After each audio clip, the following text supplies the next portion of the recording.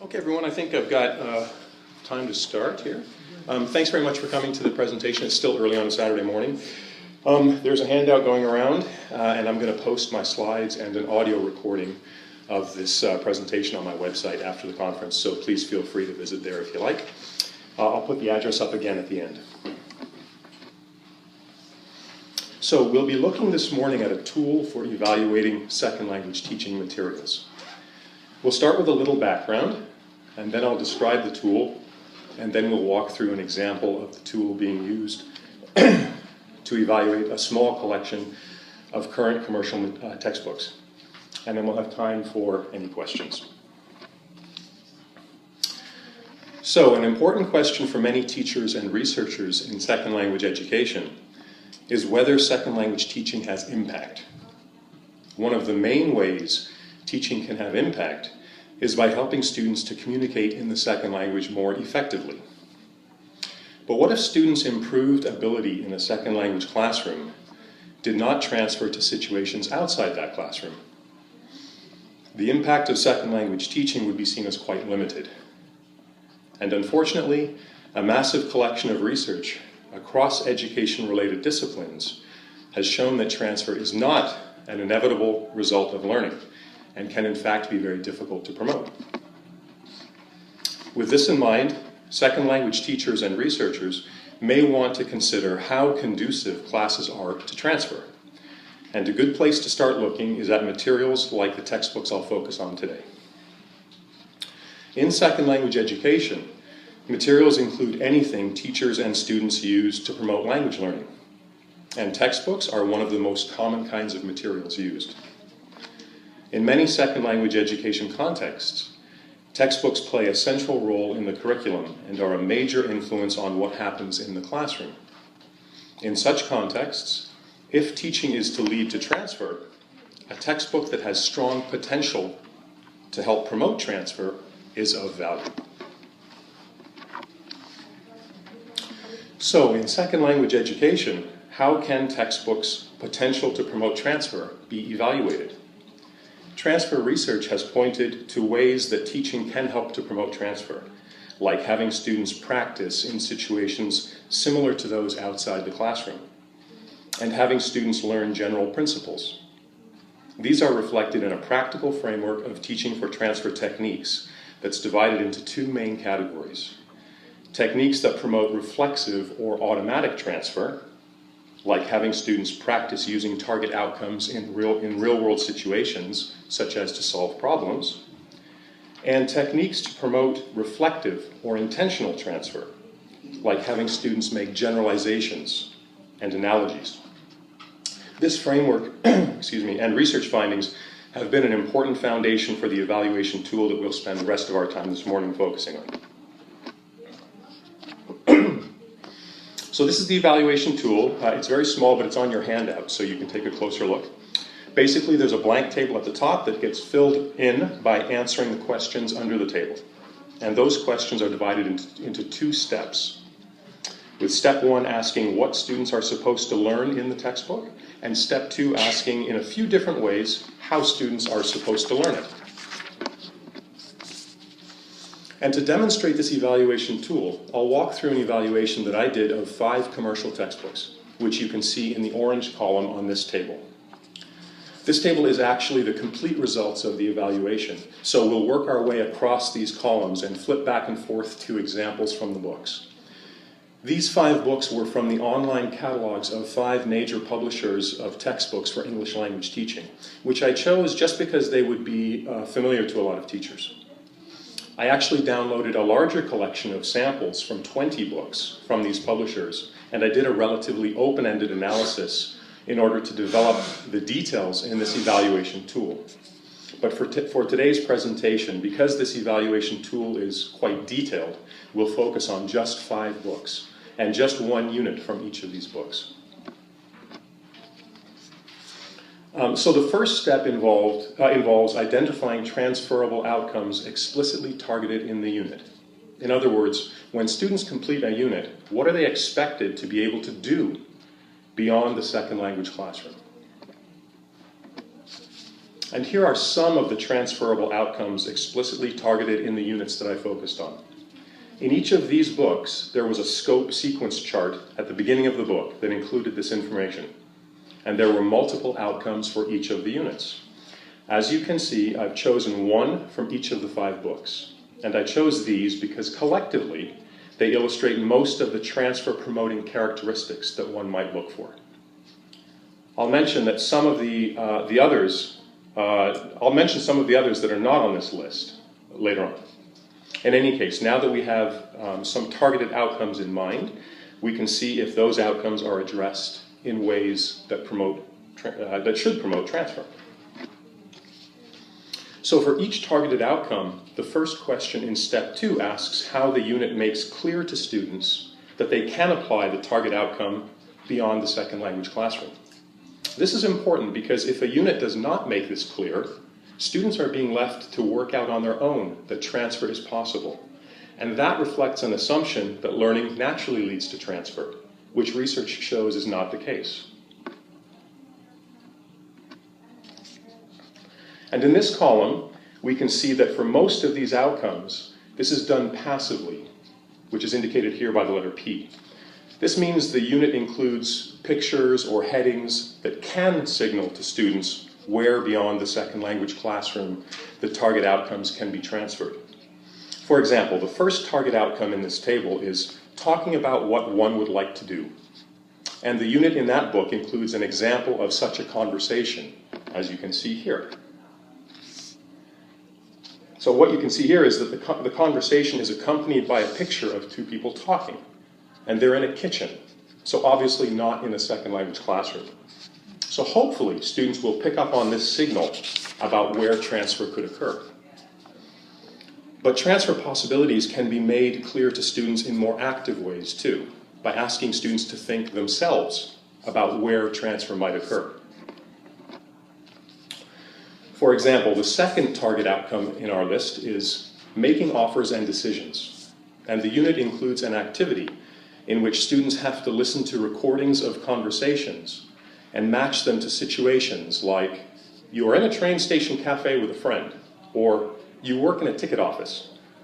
So the students have to think about situations beyond the second language classroom where these examples of the target outcome could occur. The second question asks how the unit demonstrates the target outcomes. This is important because it's more difficult for students to transfer something that they've only talked about indirectly, in a removed way, rather than directly seen or heard in actual use. So if, for example, we are expecting transfer of speaking skills, a demonstration should include some actual speech, for example, in an audio recording, and not just a written transcript. As this column shows, all of these target outcomes are demonstrated in spoken text or in both spoken and written texts. For example, for the third outcome, talking about an illness, the unit in question includes not only written examples of statements like, I've got a headache and I've got a sore throat, which are indirect demonstrations, but also audio recordings of conversations between pharmacists and patients, which are direct demonstrations. Question 3 is a little more complicated because it has several parts. And this is the first part, which asks how many activities require students to actually practice the target outcome. This is important because it's more difficult for students to transfer something that they have not had sufficient chance to use themselves. This column shows that for all the outcomes, there are multiple practice activities. For example, the fourth outcome is naming and describing different jobs. And that unit includes 5 practice activities, like having students ask what each other does, and describe jobs without naming them so that each other can guess what the jobs are. Next, question 3.1 asks how many of those practice activities require students to pretend to be in some other situation outside the second language classroom. That's important because transfer is easier when learning occurs in ways that mirror transfer contexts. And one way to do this is to have students practice while pretending to be in situations outside the second language classroom.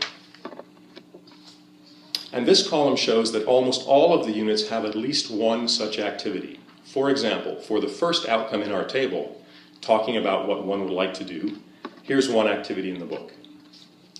This activity has students pretend to be looking out a window at different street scenes, and they have to decide what they would like to do outside.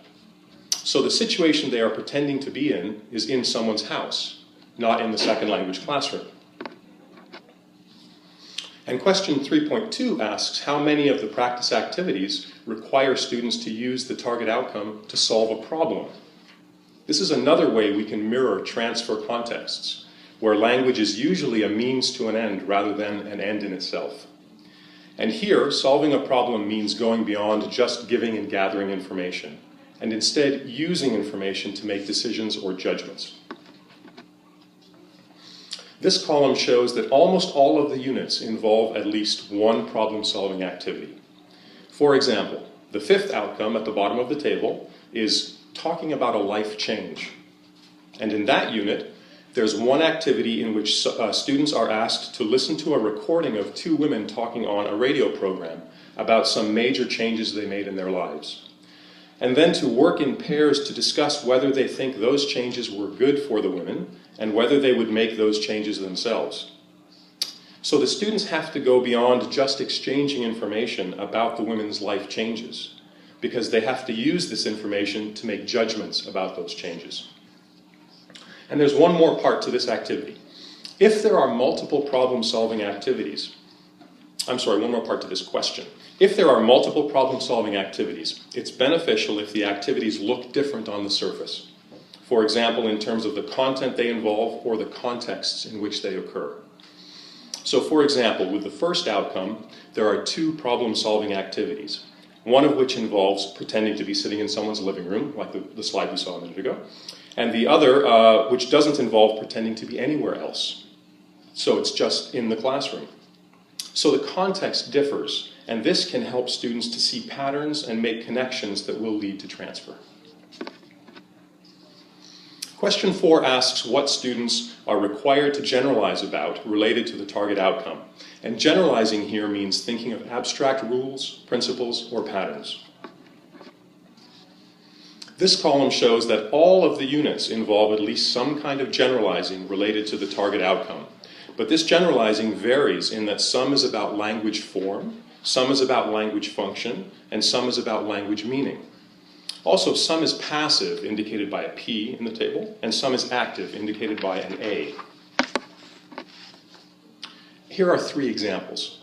The first, in the top left, involves generalizing about form, because it focuses on patterns in verbs speakers use to make offers and decisions.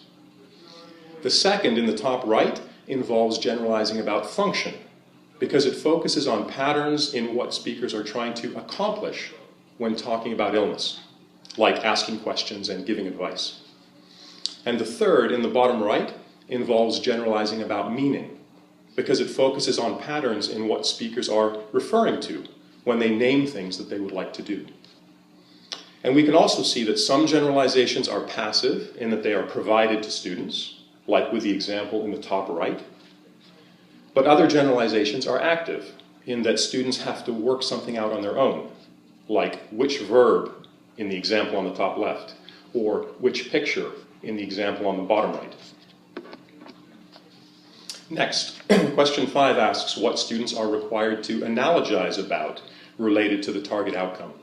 Analogizing here means making connections between a target outcome and something else students already know, and these kinds of connections can help to promote transfer. We can see in this column, though, that analogizing is not required for most of these outcomes. But there is one example. For the 5th outcome, talking about life changes, students are given a rule about the meaning of used to. And here it is. And we can see that it goes a little farther in that students are asked which verb tense, present or past simple, has the same meaning as used to. In other words, students are asked to find an analogy between used to and another language structure. Now, there aren't any other examples with the 5 outcomes that we're focusing on today, but I would point out that analogizing is like generalizing in that it could involve language form, function, and meaning, and it could be passive in that analogies are simply given to students, or it could be active, like the example here, in that students have to find or choose analogies. Finally, question 6 asks if students have to reflect on their ability to use the target outcomes, which is important because metacognitive reflection has been linked to transfer. This column shows that with some of the outcomes, students are asked explicitly to think about their ability. In all 3 cases, this involves being asked to check a box if they think they can use the target outcome, or to indicate how well they think they can do so. For example, with the 4th outcome, it says at the bottom of one page in that unit, now I can name and describe different jobs. And the students have a choice of 3 boxes to check. Not at all, well, or very well. So having explained where all of the information in this table comes from, we can now talk briefly about what this information means and how it might be used. First, it's apparent that contemporary second language teaching materials can exhibit a range of transfer-promoting characteristics. Collectively, these examples reflected all of the main characteristics one might look for. So I think we can conclude first that it is possible for materials to have strong transfer-promoting potential. But that does not mean that all materials do have strong transfer-promoting potential. Here's the same table with some highlights added to show some gaps that could be filled. In the column for question 1, for most of the outcomes, there could be a shift from passive to active by asking students to actually think for themselves about where transfer could occur. In the column for question 3.1, for the 5th outcome, there could be an activity that has students pretend to be in a situation beyond the second language classroom. In the column for question 3.2, there could be more problem-solving activities, especially for the 3rd outcome. In the column for question 5, for almost all of the outcomes, students could be encouraged to analogize. And in the column for question 6, for the 2nd and 5th outcomes, students could be explicitly encouraged to self-reflect on their abilities. These are ways that the transfer-promoting potential could be strengthened for these target outcomes. And it's important to keep in mind that this table we've been looking at this morning includes only one of the target outcomes in each of these textbook units. I chose these outcomes to talk about today because they do reflect many of the transfer-promoting characteristics that we might look for. But there were other target outcomes in each of these units, and some of them had quite a few more gaps than this. So the transfer-promoting potential of these textbooks for those outcomes is weaker. But like we see here, the evaluation tool can show exactly where the gaps are so that efforts can be made to fill them. So in conclusion, I think this evaluation tool can be used to reveal relevant strengths and weaknesses of second language teaching materials. Lots of different perspectives can be taken to evaluate second language teaching materials, and this tool provides a useful perspective because it focuses explicitly on how materials fit with a fundamental goal of second language education, transfer of learning. It does have limitations because it focuses on the transfer-promoting potential of second language teaching materials. And strong transfer-promoting potential doesn't necessarily lead to transfer. That's because a lot will depend on how materials are actually used by teachers and students, and other factors like whether students are motivated to transfer learning, and whether transfer is supported in target situations. So this evaluation tool by itself can't provide a complete picture of the relationship between materials and transfer in second language education. But this tool could certainly help to add detail to such a picture.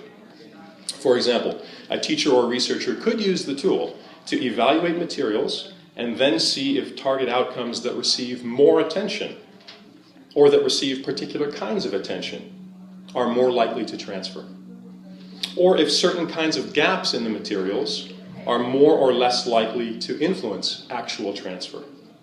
So despite its limitations, this evaluation tool has potential to shed some interesting light on a major concern of teachers and researchers in second language education, which is the impact of second language teaching.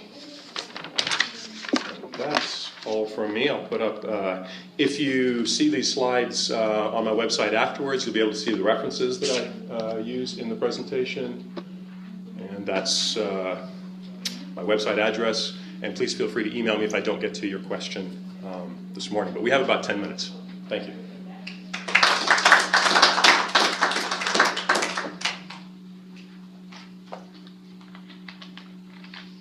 Please, yeah.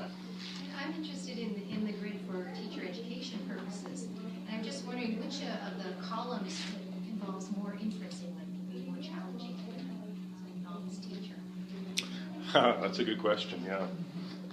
I've struggled a lot with this, putting this together. I'll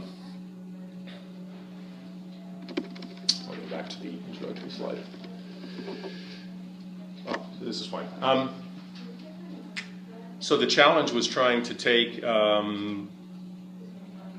important ideas from the literature on learning transfer and put it into a form that could be used, hopefully in a practical way, by teachers. That was my first thought.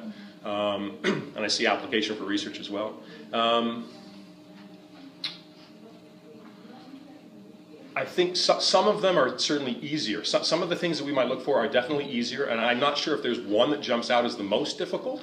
But for example, something like for number three in this framework is about practice. Because we know that to promote learning transfer, it's important that things are learned in a way that they, as much as possible, become automatized. Right, so there has to be sufficient practice. That's one of the criticisms in the learning transfer research. A lot of it has shown that there are problems trying to promote transfer. And one of the points that's been made is that in research, there often hasn't been enough attention to what's learned in the first place. Right, if you don't learn something, it's going to be impossible to transfer. So bless you. So practice, that's what that's all about, is practice. I think that's going to be a lot easier for someone to take a look at some materials and say, do these materials encourage or force students to practice the target outcome? That was a lot easier for me when I was going through the materials to say, okay, they're supposed to learn, how to express opinions. Are there any activities in this unit that have them actually expressing opinions? So that was relatively easy. The ones, I found the first one was particularly difficult, trying to figure out what might indicate to students when they're looking at a textbook or some sort of materials, what might indicate to students that they can transfer things outside the classroom. Because I started off looking for explicit statements, about target situations. One of the books that I looked at, on one page, it was all about talking about. It was the one that I've talked about here, talking about illness, and some of the activities were on a page. At the top, it says "at the dentist." So that's an example of an explicit statement about a situation outside the second language classroom, and that should help students to make those sorts of connections. But then as I looked at more and more examples of materials, I thought, well, it doesn't necessarily have to be an explicit statement like that. There could be pictures, and there could be, like, what about just the fact that some of the texts are referred to with labels like a radio program or a newspaper article. Doesn't that also indicate to students that that's something they can find outside the classroom? So suddenly that started expanding more and more and more. So yeah, definitely some of these are going to be more challenging. But what I tried to do with this framework was try to give examples of specific things, concrete things that teachers might see when they're looking at materials, like headings, headings and pictures and things like that.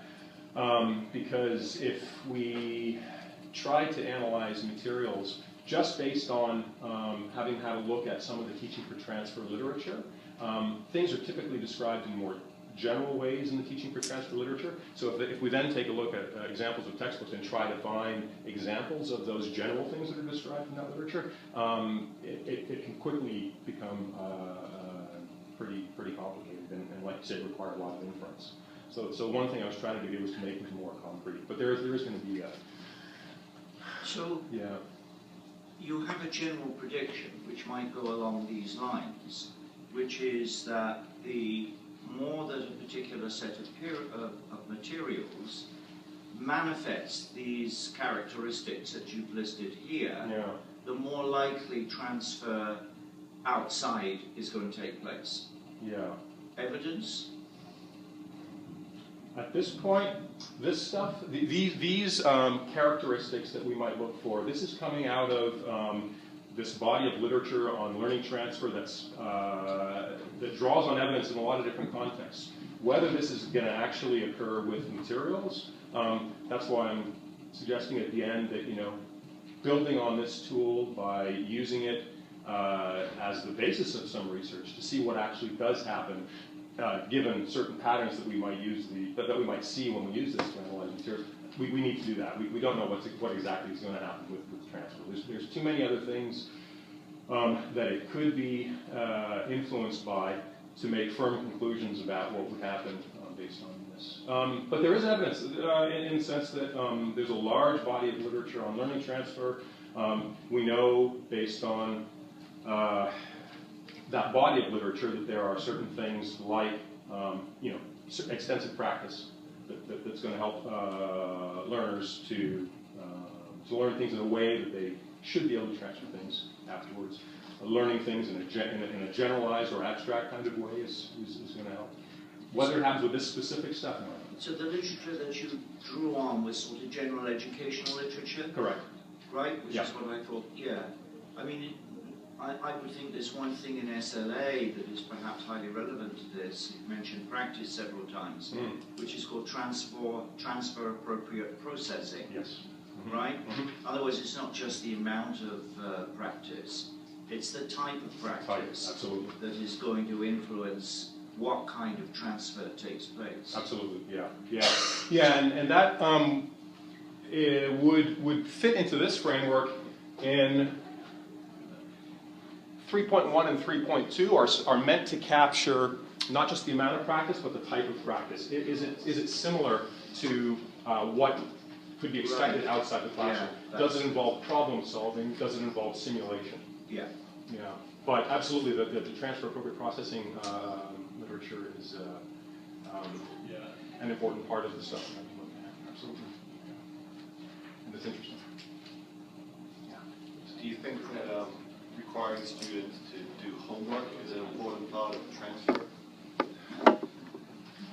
I would say, building on what we just said, it's going to depend on the kind of homework. If it, for example, helps to mimic the target situation that we're hoping students will transfer to, if it gets students to generalize, to learn in ways that it's going to be abstract and general for them, absolutely. But not necessarily any kind of homework. Yeah. I think about one more minute. Yeah, please. It's okay. Yeah. The materials themselves, would you consider them to be like EFL textbooks? These were from the online catalogs of major publishers: Cambridge Press, Oxford Press, Pearson, Cengage, National Geographic, and they were. I think they would all be considered global coursebooks. So they're being kind of generic. So they're used in contexts all over the place. I'm thinking of a textbook series here in Canada, Canadian Snapshots, which is for settlement issues. Okay, and I would assume that you'd have higher levels of transfer. We hope so. Because it's like maybe more.